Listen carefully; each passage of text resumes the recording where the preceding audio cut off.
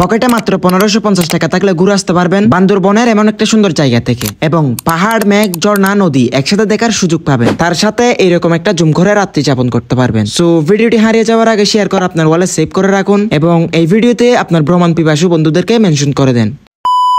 শুরুতে চট্টগ্রামের নতুন ব্রিজ হতে জনপ্রতি 150 টাকা দিয়ে চলে আসবেন চকরিয়া। তারপর চকরিয়া বাজার হতে জনপ্রতি 80 টাকা দিয়ে চান্দের গাড়িতে করে চলে আসবেন লামা বাজারে। লামা বাজারে এসে যে কারো কাছে জিজ্ঞেস করলে দেখিয়ে দিবেন মাতামুহুরী নদীর ঘাট। ঘাটে এসে অনেকগুলো নৌকা দেখতে পাবেন। দরদাম করে যে কোনো একটা ভাড়া করে নিবেন। ভাড়া নিবে 1200 থেকে 1300 টাকা পর্যন্ত। যাই হোক, 1200 টাকা দিয়ে আমরা একটা নৌকা ভাড়া করে নিই। এরপর শুরু হয় প্রায় 30 থেকে 40 মিনিটের অসাধারণ একটা বোট রাইড। মাতামুহুরী নদীর দুই পাশের মনোমুগ্ধকর দৃশ্যগুলো দেখতে দেখতে সময় যে কিভাবে কেটে যাবে আপনারা টেরই পাবেন না। বিশ্বাস করুন, মনে হবে পথটা শেষ না হয়ে অনন্তকাল চলুক। নদীর দুই পাশে পাহাড়িদের ঘর বাড়ি এবং নদীর সৌন্দর্য উপভোগ করতে করতে আমরা চলে আসি সাদা পাথর নামে এই জায়গাটিতে। অতিরিক্ত পানি থাকার কারণে সাদা পাথরের নিচে আমরা নামতে পারি নাই। সাদা পাথরের পাশে দেখতে পারবেন অনেকগুলা জুমঘর। আপনারা চাইলে হোয়াইট পিক স্টেশন নামে এই জায়গাটিতে রাত্রি যাপন করতে পারবেন। প্রথম দেখাতে এই জায়গাটা সবার মন ছুঁয়ে যায়। পাহাড়ের মাঝখানে নেটওয়ার্ক বিহীন এত শান্তির একটা জায়গা আছে, এইটা অনেকেরই অজানা। তাদের এইরকম মোট 2টা জুমঘর আছে, যেখানে 4 থেকে 8 জন খুব সহজেই থাকা যাবে। যাই হোক, তাদের জনপ্রতি 1250 টাকা প্যাকেজে আপনি পাবেন জুমঘর থাকা, বোট রাইড, 3 বেলা খাবার এবং